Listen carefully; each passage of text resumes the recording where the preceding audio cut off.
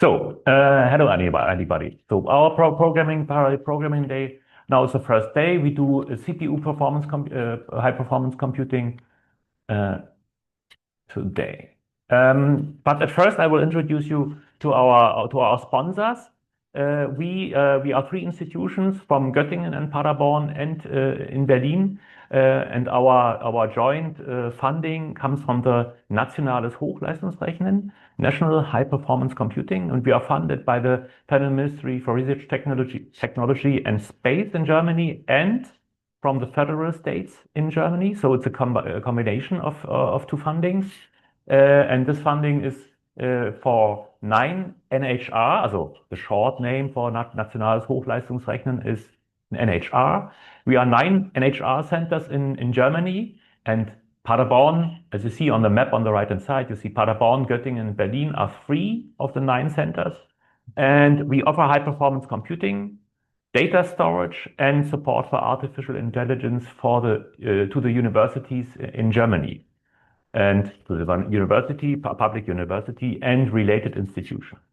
So our main focus is to give you compute time for research projects, and this is complemented by consulting, by courses or workshops like today, and by the NHR conference, which happens once per year.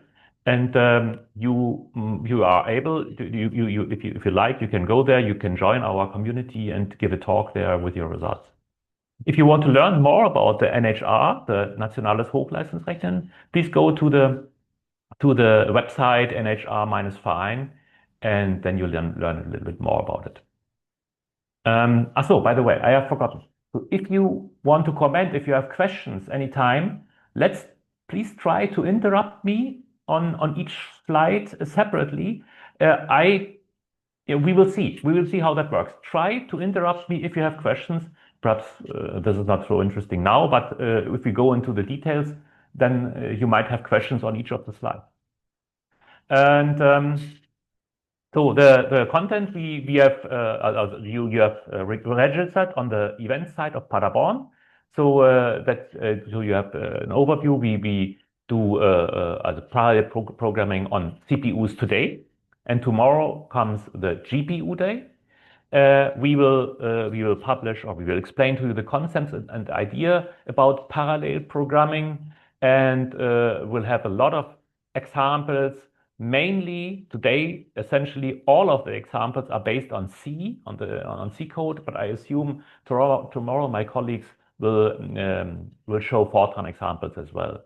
And today I will give you an introduction into OpenMP and MPI. I will tell you later which is this. And as you have learned already, this is our schedule. Both of the days, the schedule is similar or the same. We have 1 hour block. We start with 1 hour block. Then we have a little break, and then we have a second block, which is 1.5 hour something in the order of 1.5 hour. And we will the second block is more or less a tutorial, or essentially it's a mixture of lecture and tutorial. And we will have short. We will give you some time to solve little problems on the computer, and I hope you have already received the login information to the computer Otus. Okay. So this is we come to the lesson itself. It's about parallel computers and its applications. What are the parallel computers are for, and what do we need to know about parallel computers? And essentially, the sections are. I will follow now the ideas that let's first talk about applications and what is the properties of the applications which are interesting for us to learn and to know about. And then we have to learn a little bit about parallel computers and the corresponding parallel programming models. And finally, in the last section, we will talk about parallel scalability, because there are certain limitations. Just if you think about parallel scaling on paper, you see there are limitations, and you need to know about it, because later on we will, once we code our program, we need to know what are the limitations that we can distinguish between our computing errors, our programming errors, and the properties of parallel scaling. So let's start about the application. First introduction, a little bit. So we have general historically we have HPC. In HPC we have application areas which are traditional, the major applications. They come from geophysical science like climate science and weather forecast, from chemistry, engineering, and astrophysics. And that's a broad and wide range, and we offer in our 3 institutions, we offer a wide range of projects which cover huge areas of applications. And of course, this is complemented by nowadays by not only from natural sciences, but from social sciences as well. So what is the condensation? What is the common issues of applications? So, and I have tried to collect a little bit the workload which we observe in the project. And the first point is that we observe just analysis of data. So people do statistics, diagnostics of data, and so you have data sets on files, and you try to evaluate, for instance, some average or some statistics, perturbation of the average. And finally, this boils down to integrate something, to integrate some function, some data function which you have in your on your data set. So the data function is f here in this case, in this example, and integration is one important or one issue which you are interested in. So this is what our computer needs to do, just to perform integral operator. And the second example, which I think is which we experience, is that people need to model nonlinear problems, essentially from the nature. And there are a number of nonlinear problems which appears. These are typically one typical application is evolution, solving evolution problems. Other typical problems are seeking or looking for equilibrium states. And essentially, this is the point where the computer is used to create the data sets. But even in this stage, these programs, these codes are performance intensive. And one example is here an advection diffusion equation. And what you see is that it's not only we see linear parts of this equation, which is the time derivative or the space derivative here. You have some driving force on the right hand side, but what we experience, of course, is nonlinear parts, and this is here because u appears two times in this term. So this is a typical application. Usually this is nonlinear. Of course, to solve this, there are methods to substitute nonlinear or to approximate nonlinear problems by linear problems. And this finally boils down that the computer needs to be able to evaluate linear algebra very fast. So linear algebra is the business we need to solve. And this is not only, this is solving systems of linear equations, but as well solving for eigenvalue problems. So this is the typical workload solving linear algebra. And this applies to classical high-performance computing, as well as to present-day artificial intelligence workloads. So what is linear algebra? What do I mean with linear algebra? And there are two major ingredients. We start with vectors at first, and I write it down on paper here. X, Y, Z are multidimensional vectors in Rn. And what is linear algebra? It's just the sum of two vectors is interesting, and if you write it down in terms of the components for the vector on the right hand side, and of course complementing the vectors, you need to look at matrices or tensors, and matrices usually we write down as a square or as a rectangle on our paper, but tensors are the multidimensional generalization. And here I have written B as a tensor, which is a three-folded tensor, but of course you can extend it to many more stages, multi-stage tensors. But here for this example, what is interesting here is matrix vector multiplication, for instance. So A multiplied by vector X is the result, again, a vector Y. So you can write it down again as in terms of the components. And what you see is finally you need to look into the entries of the matrices and the vectors and perform multiplication and addition. And again, this applies to the tensor operations as well. Once you multiply a tensor, or this tensor, by a vector, the result is a matrix, and you can write it down again. So finally, this is what I mean with linear algebra. Just do multiplication and addition. That's what we need to do fast. And so let's look how our computers present day do that. How can we do that fast on our present day high performance computing system? So for that, I look, of course, I don't go into the very details of the construction of a computer, but we have a broad simplification. Let me introduce what I think of a parallel computer architecture in an idealized way. And we start with a single core computer, which is the origin of course, of the computer. If we go 50 years back in time. But so we had one compute core, which is evaluating our linear algebra operation. And we have some memory attached to this core. So, and what happens in a computer? The core reads some data from the memory. The data is transferred to the core, to the register in the core. The core evaluates the result and finally writes back the result to the memory back. So, and this is a very early time of computer, but nowadays we have, of course, more complicated computers, and complication comes into the game because we have a number of cores which are on our computer. If you look into one central processing unit, into one CPU, we have a number of cores. Typically, if you look into your own computer in your office, you have something like 8 cores. But we talk here on Otus in Paderborn, we talk about 192 cores, which are situated on one CPU.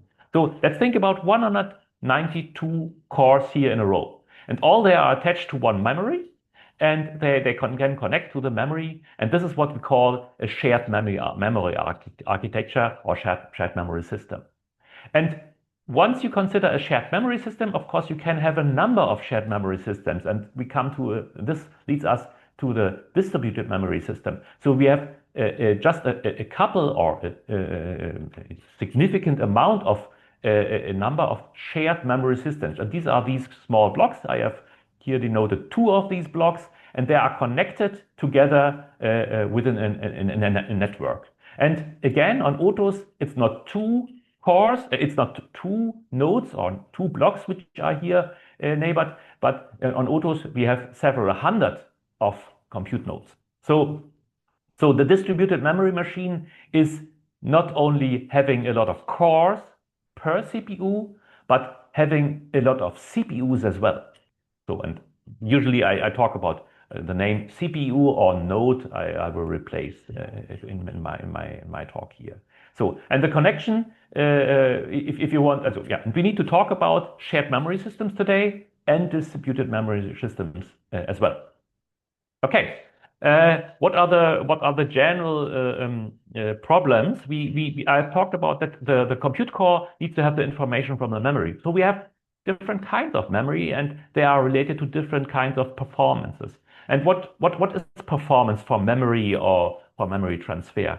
If you're on the left-hand side, I have the core, and attached are the different memory stages going from cache, the way down to the internet. And the cache is the closest memory. It's the memory on chip, which is very fast in terms of latency. So latency is a waiting time for the first. If you ask for some data, you have some latency time once the memory stream starts. So latency is how long do I have to wait until my first number arrives in the core?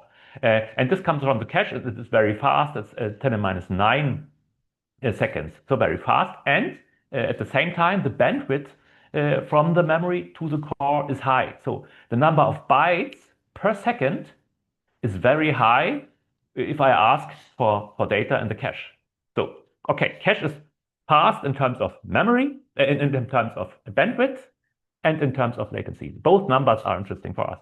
So now let's go down. What is cache? Next comes a high bandwidth memory, which is a closely attached memory in the next stage. It's a little bit slower in terms of latency and bandwidth.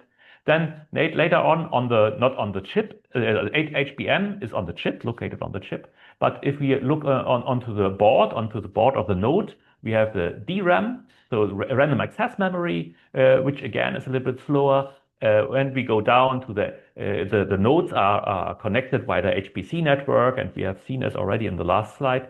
This is a little bit slower again. Then HPC network is very fast, so we can have a slow Ethernet network, which is fine as well, and which works, which transfers the data within one cluster, but it's slower. And then the performance, we see the performance of the connection to the solid state disks, SSDs, or to the hard disks, a little bit slower, but you find them in your Office PC. And of course, the connection to the internet to far away computers is much slower. So we have seen, okay, I've explained already, this is the idea of the computer, which goes back to Turing 1936, and later into the first machines, which were invented in the 1940s. So this is what a core does, evaluating in the middle the data, assuming memory coming from the left and writing to the memory on the right-hand side. And usually what we talk about today is CPUs and central processing units. This is a place where the data is evaluated, where the operations are done, and today we talk about x86 architecture, which is essentially cache-based. So data access time goes through the memory hierarchies, and we have very fast and flexible access to the data. So what is important to learn now? At first is we have on a core we have registers, and the core is able to do linear algebra. And here the example is just a summation of two numbers. So reading two numbers A and B from memory, writing transporting it to the core.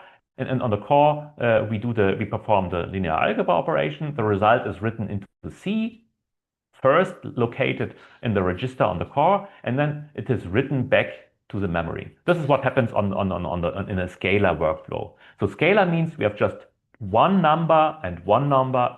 One number, A is one number, B is one number, and C is one number again. But what is a vector workflow? And vector workflow, of course, from mathematics, we know what a vector is.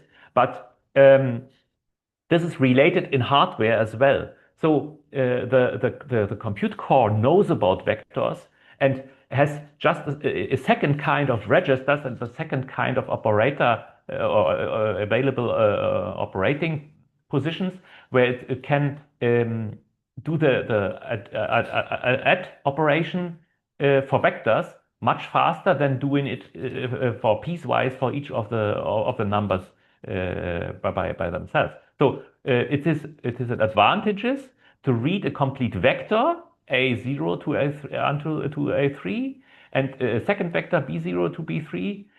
You can read it from memory, and together it's faster than doing it in scalar. Then in the core you do evaluate the operation and write back the vector. So, and this is, as I said, on the mathematics behind, of course, is the same, but it is faster if you use the core, if you use the vector registers. Once you know you have vectors in your problem, and so vectorization is an important issue. And so there are different names circling around about vector operations. So, and usually, or in a second denotation for vector operations or vector processing is SIMD, and SIMD means we have one single instruction, and this was here in this example, it was just a plus, add is one instruction and multiple data. So this is the decoding of, this is a vector operation. Vector is multiple data. It's a vector of data and just single instruction. The first example, what we have seen before was a single instruction and single data. That was a scalar approach. The more complicated version is multiple instructions and multiple data. And this is true parallelity in general. So if you just have a number of data and you do just different things, you can imagine you have just a number of workers and each worker performs its own task. So, and this is the more general issue, of course, and we have to deal with this as well. But and the hardware is available for that. But once you know you have SIMD, then it's not the fastest or most efficient. Also problems which are SIMD or appropriate for SIMD, you should use the SIMD instructions or the SIMD hardware on the core. So you need to know about your problem. Is it appropriate for SIMD? So then use SIMD. Okay. SIMD is not new. Vectorization goes back 40 years ago in the 80s already. That was a specification of high performance computing. There were specific, the high performance computing processors were vector processors. And this went later in the 1990s. There were special purpose machines that, and until the 2000s, you see vectorization in the mass market for computers. And this started with the cell processor of IBM. But later on in x86 CPUs from Intel and AMD, the vector processing units are available since a long time already, and we will see in a minute what SSE, AVX, and AVX 512 means. And GPUs are the master example for SIMD evaluation. GPUs are the very best appropriate to solve vector problems. And these are, and that's why they are so good and so efficient. They can do this very fast and very efficient in terms of energy consumption. And of course, from an HPC time, NEC was a traditional producer for CPUs, including a vector engine. And multiple instruction and multiple data. This is what we usually do on our CPU. We write our code in a way that different parts of our code can do very different things. Okay. What can we think about? What is a program coming from the hardware now going to what we have to do there? And essentially, we know that we have a number of cores, of hardware cores. They are related to the memory, and they can access to the memory. But they don't need to do it at the same time. They can do it after each other or at the same time. But of course, to control the workflow, you need to know what core is doing at which time, perhaps to share data, to transfer data from one core to the other. And this business we call is working on a shared memory system is we call multiprocessing. And the programming interface for multiprocessing is the major example for that is open multiprocessing, and this is OpenMP, and this is what we talk about in our first example in 1 hour. And but you have different possibilities to tackle multiprocessing, and one major example which is offered by Linux is the POSIX threads. POSIX threads are more general and have more properties, but it's of course it's harder to program. We will talk about OpenMP only. And what can happen? What might be interesting? Usually, what I was first talking about was I was writing. We have one memory block and a number of CPUs, and we call this uniform memory access. So we can access to the memory from each of the cores, and the memory behaves the same for all of the cores. And not only because the memory is accessible, but the performance is the same for all cores. And this is what we mean, the latency and the bandwidth is the same. And if we have that for each of the cores, then we call the chip, the CPU, it's a uniform memory CPU or uniform memory node. And but on Otus, we don't have a uniform memory nodes. On Otus, our example in Paderborn, we have non-uniform memory access, NUMA. And NUMA, why is it NUMA? Because we have a number of memory banks, and not only on physics. Also here, the memory is, of course, is constructed by a number of memory banks, but they behave the same for each of the cores.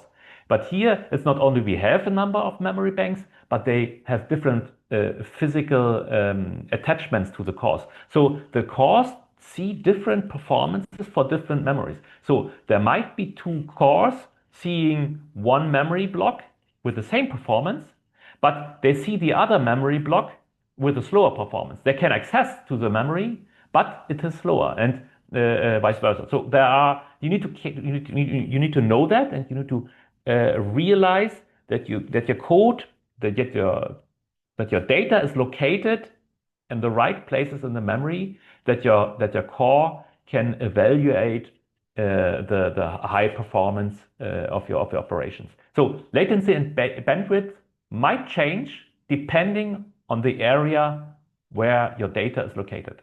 So, and Otus is one important example. So that's why NUMA need to be addressed.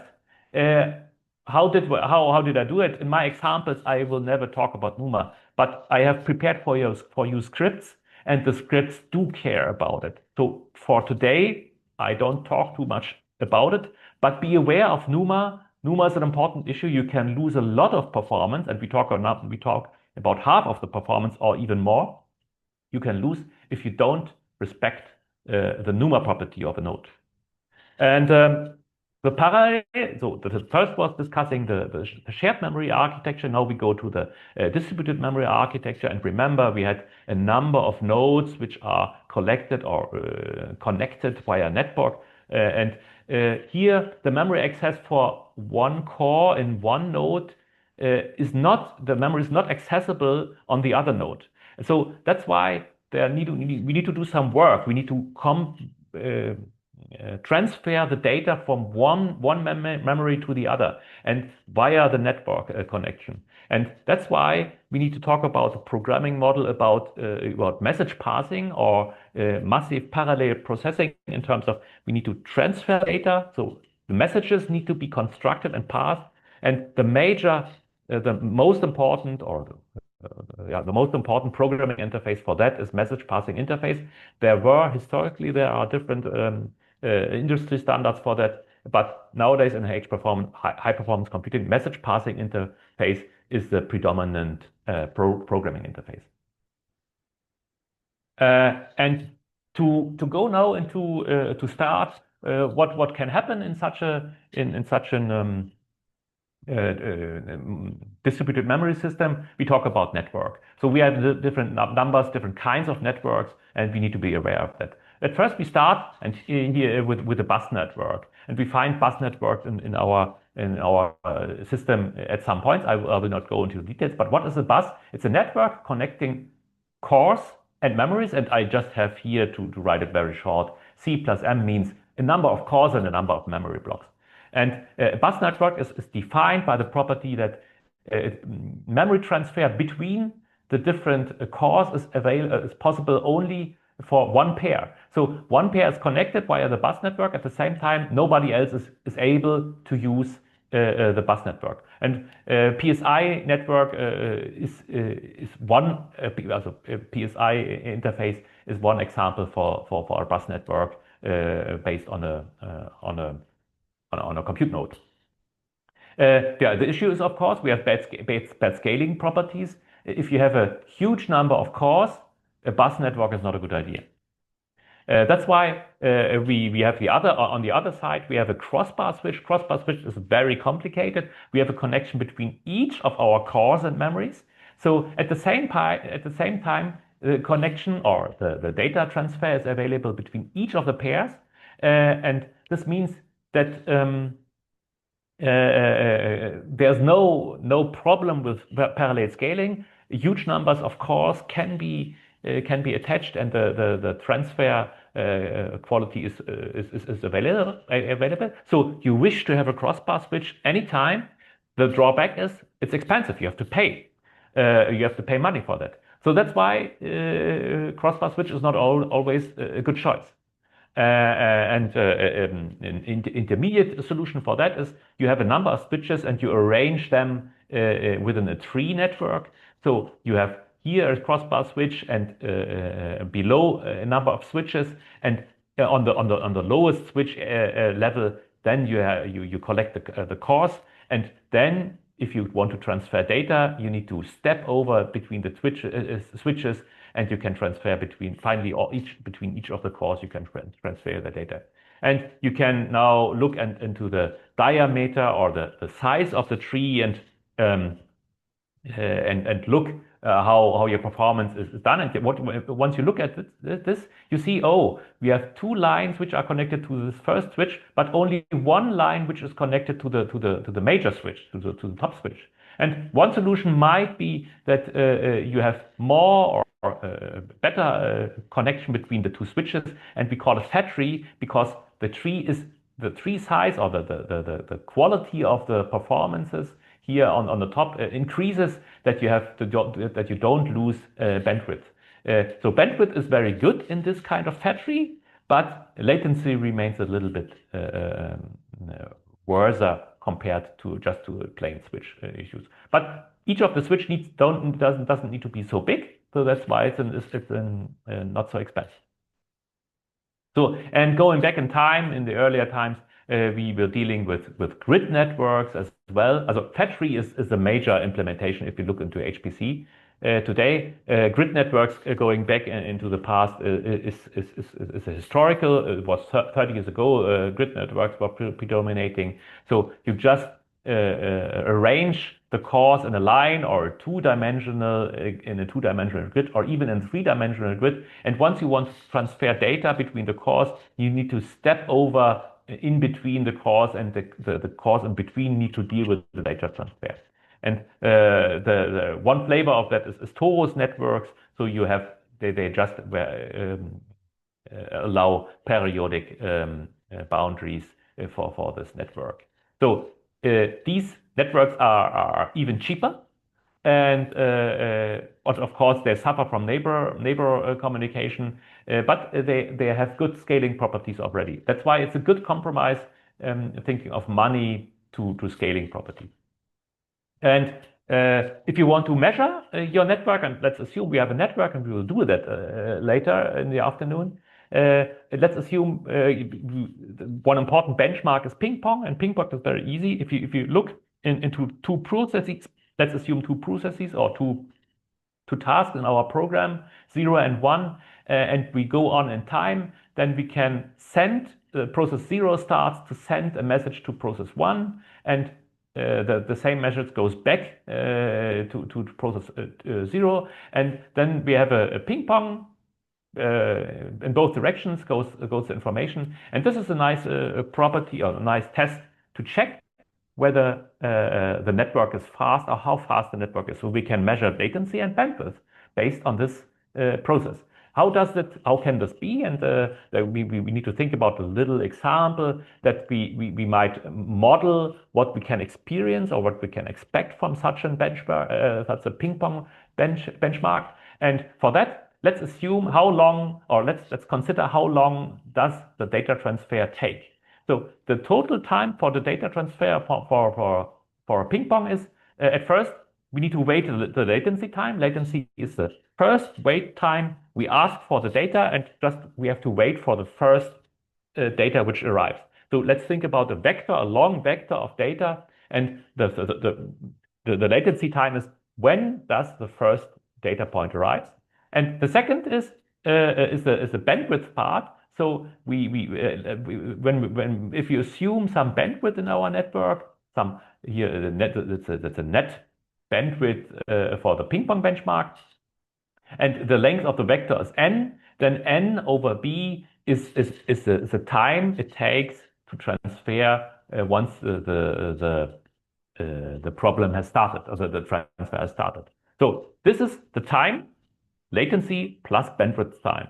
So, and now, of course, the total bandwidth, effective bandwidth, is now the length of the problem of the vector divided by our transfer time. So we introduce this part, and then so we end up having this term on the right hand side. And once we plot that, so plotting here on the x-axis is the size of the, oh, I've missed the, okay. The size of the, also n here on the x-axis is n, so the size of the vector length, the size of the message. So it's the number of bytes. So very small message length and very large, some gigabytes of message length here on the right-hand side.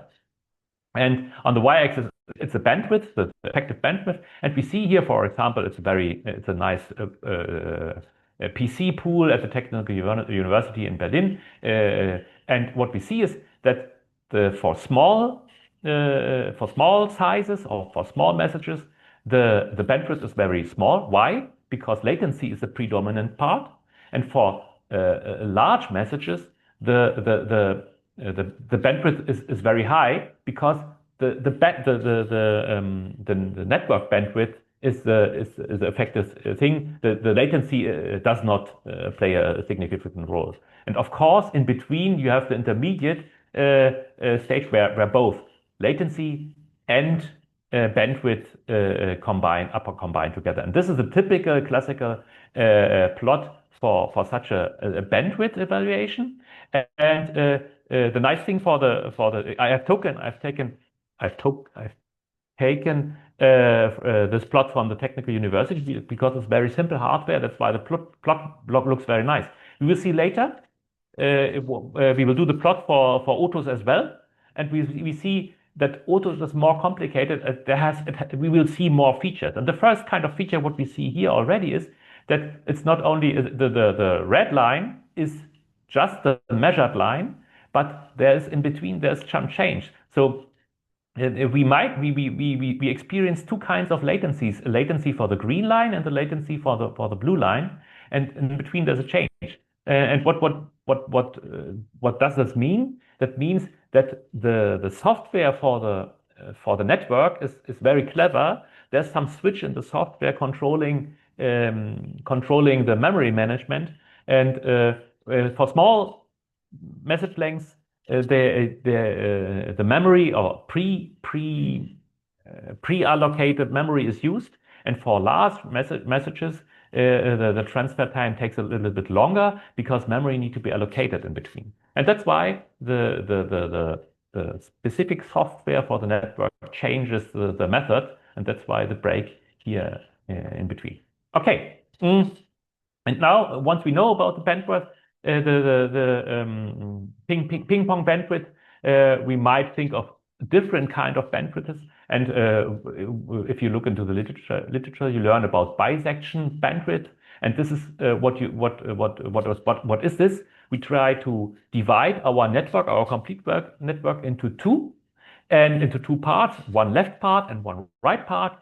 And then we look, what is the total, the sum of all bandwidth contributions from our cores and our network. And because the bus network is of course blocking, there's no increase. So ping pong bandwidth and bisection bandwidth is the same for ping pong.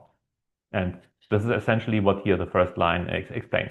For the crossbar switch, there's no blocking. So that's why the bisection bandwidth, BB, this bandwidth is just the sum of all contributions for all ping pong benchmarks. So in our Technical University cluster, we have 30 nodes and a ping pong benchmark of, let's say, 100 megabytes per second. So the bisection bandwidth is just the sum of all. And if you look onto a tree, of course, if you have no overbooking, if you have a fat tree, then of course, again, we have the full bandwidth as in the crossbar switch, but without a fat tree, where some overbooking, we have some reduction of the total bandwidth.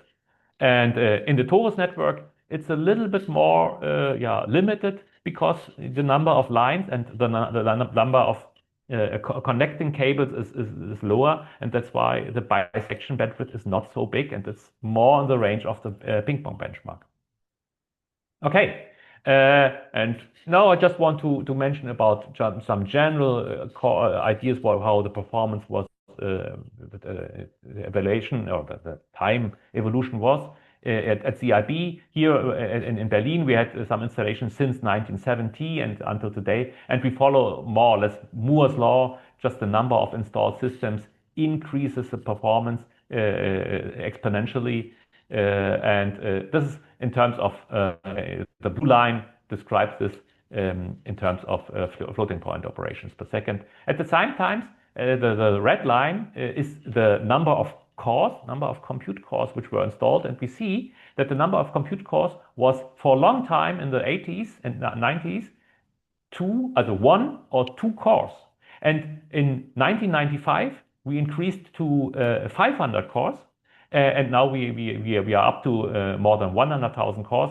So parallelism is a major issue on computers since 30 years roundabout. So that's why this is essentially the reason we do this workshop today.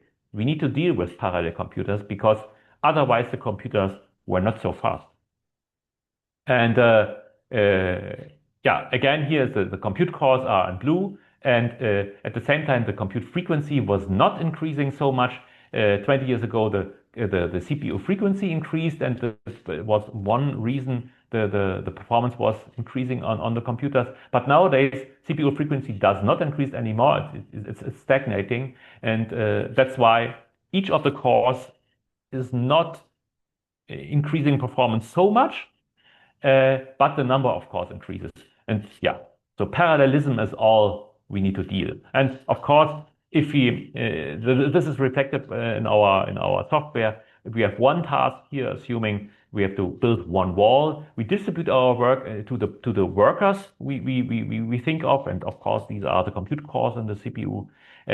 And one additional work needs to be done. It's the synchronization. The workers need to talk to each other because there are in between the decomposition of the work and needs to be reflected by some communication, and we need to talk. The workers need to talk to each other. So there's some complete new work, and of course, this is the reason why our programs do not scale so well, because this communication can break our performance.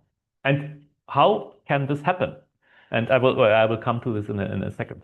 There are some different kinds of parallelism. You can at first you can write different codes for the different workers, and for instance here master worker and a slave worker, and you just write two times the work and two programs, and then the two programs are evaluated at the same time. And one example is in the Earth system community, you write codes for the ocean and you write codes for the atmosphere, and these are completely different, but they run at the same time, and they are connected with a coupler, and they interact with data exchange, but they have different complete codes at the same time. So you can think about functional parallelism, but you can think about data parallelism as well. And this, if you think about just as an example, think about a line, a loop, a for loop in C. You just do some evaluation on vectors A and B.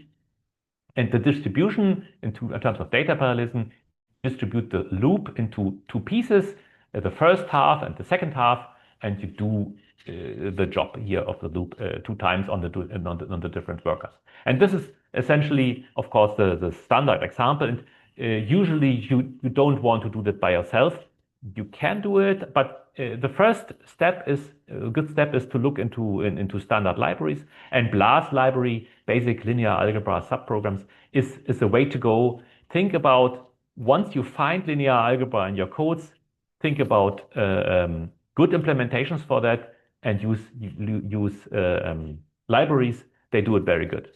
And yeah, and of course, this is a very simple example. This distribution of data parallelism can be very complicated if you think about the domain decompositions for partial differential equations. That's an own business. Yeah, we have seen already that we need to think about different programming models. We have learned about multiprocessing and message passing already, and we start today with OpenMP, and then we go on, we follow with MPI later.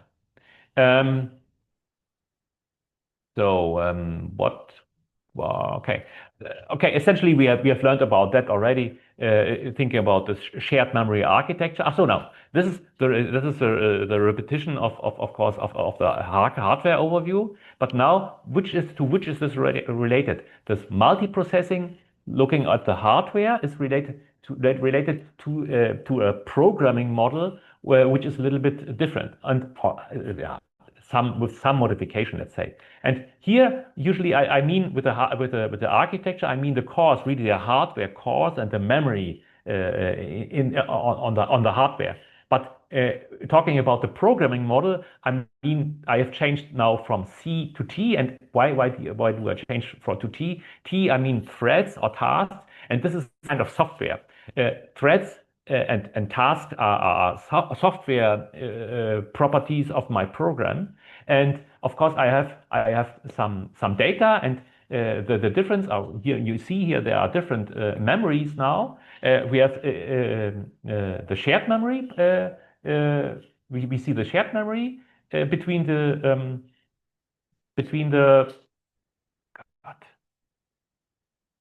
we see the shared memory which is available for each of the tasks, and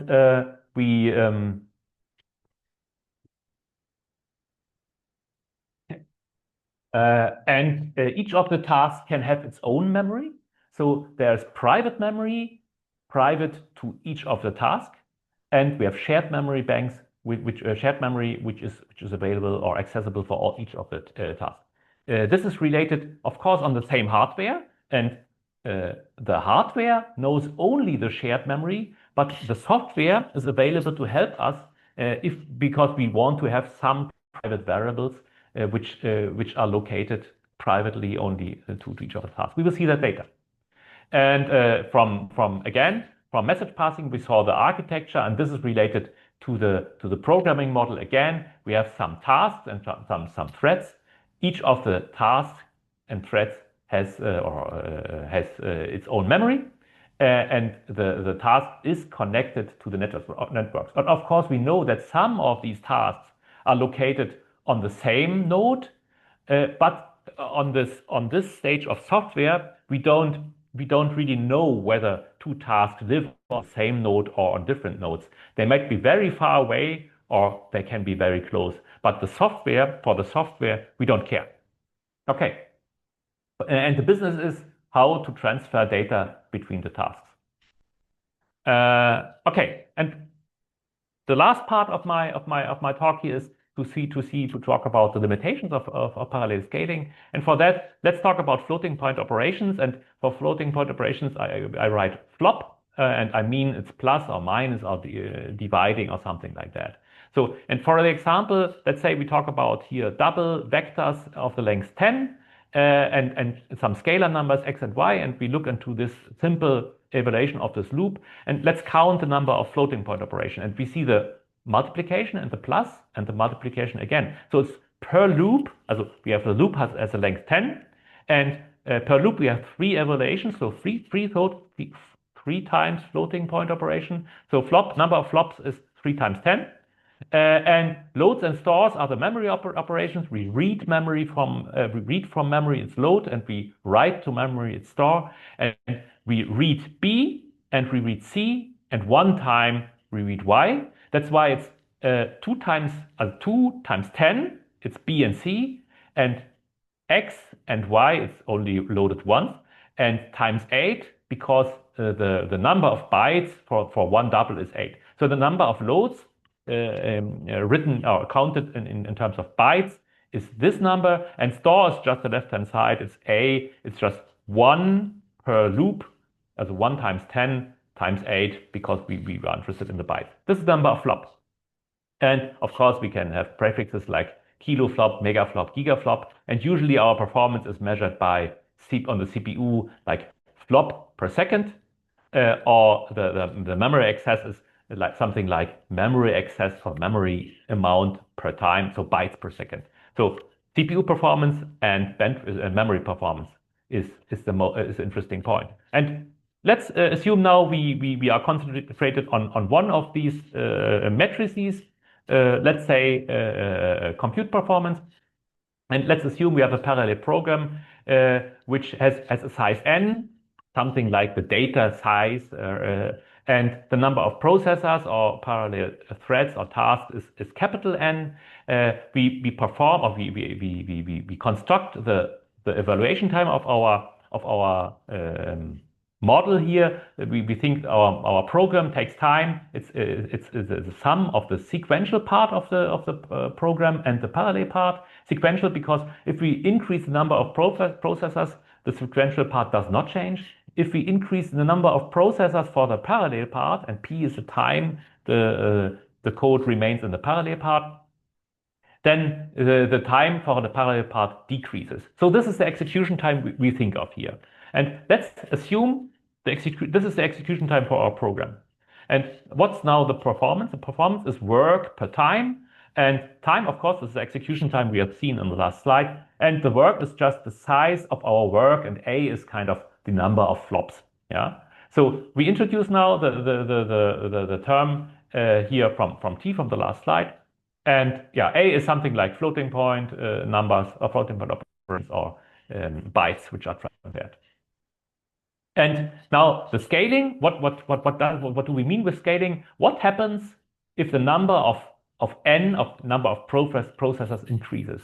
So, and we can divide, or we concentrate on two different kinds of scaling. The first, the strong scaling. Strong scaling, what we mean with that is the program size small n is fixed, and now we let increase the number of processors capital N. So the strong scaling is the performance increase of a parallel program related to the sequential program, assuming a constant problem size. This is the one here.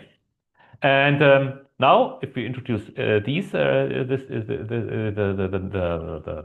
the denotation from the last slide. So the strong scaling, if we write it down, is the sequential part plus the parallel part divided by this parallel part. And what we see, if you now increase the number of processors until infinity, this is the limit of the strong scaling. Then of course n goes to infinity. This becomes 0. So it's s plus p over s, and this is exactly what sits here. And this is what we call the Amdahl's law. And Amdahl's law means if we have some sequential part in our program, the strong scaling does not increase to infinity. The strong scaling, what our wish would be that if the sequential part is 0, then of course 1 over s goes to infinity as well. So the strong scaling can be very good, but it's only possible if the sequential part is very, very slow. And you might think, okay, it's on paper, the Amdahl's law is on paper. And I can tell you, in reality, Amdahl's law is very hard.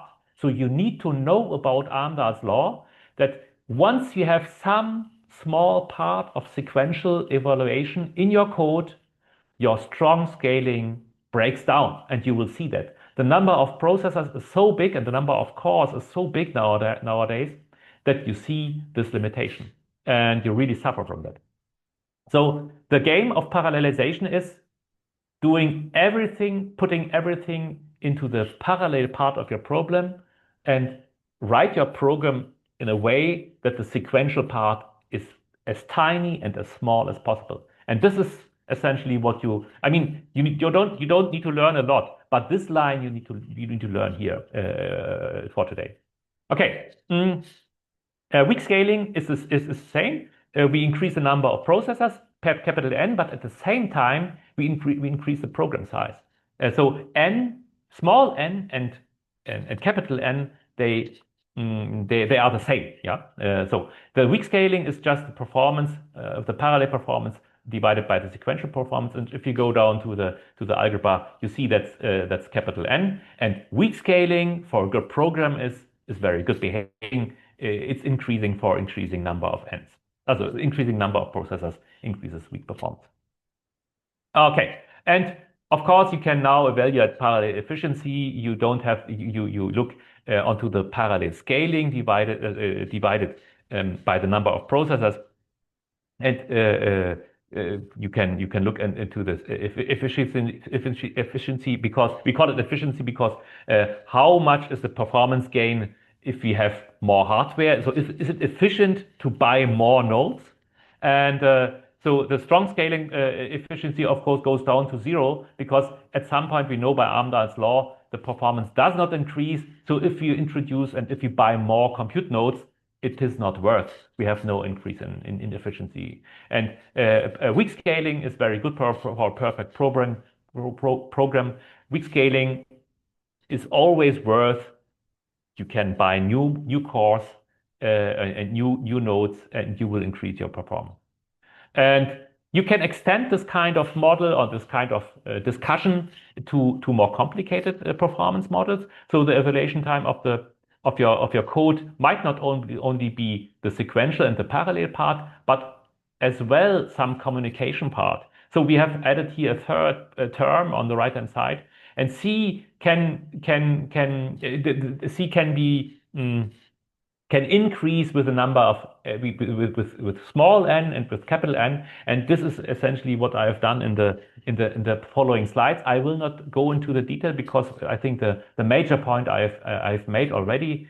We know, but what I want to tell you is you can do more complicated analysis about execution times and strong and scaling. And one example here is a strong scaling. You can write it down, and now you can go down for different networks or network properties. For a bus, you need to have some assumption for C, for the C term. For the crossbar switch, you can make some assumptions to the communication time. Essentially, the crossbar switch is so good because there's no blocking. Essentially, the strong scaling is more or less the same as in Amdahl's law. So a crossbar switch is expensive, and that's why this parallel scaling looks quite well. But in reality, you have some limitations to the network. It's not the perfect crossbar switch, and that's why there are reductions of performance due to limitations of the network. So, and essentially, this is what I want to close now. As I said, we have my collection of what I've told you now is we have parallel computers. That's why we have to think about parallel programs. So the hardware is parallel, so we need to program our programs parallel. And once we do that, we look into the performance of our codes, and we see there are limitations. And one part of the limitation is Amdahl's law. We know that parallel scaling is limited by significantly limited by the sequential part in our program, and the whole game of writing parallel programs is reducing the size, the sequential size of our programs. So thank you very much for this first part of my talk. Now it's 10 o'clock. We will stop for a short break, and I will go on. I will start in 20 minutes. So 10:20, I will start for the next talk. See you later.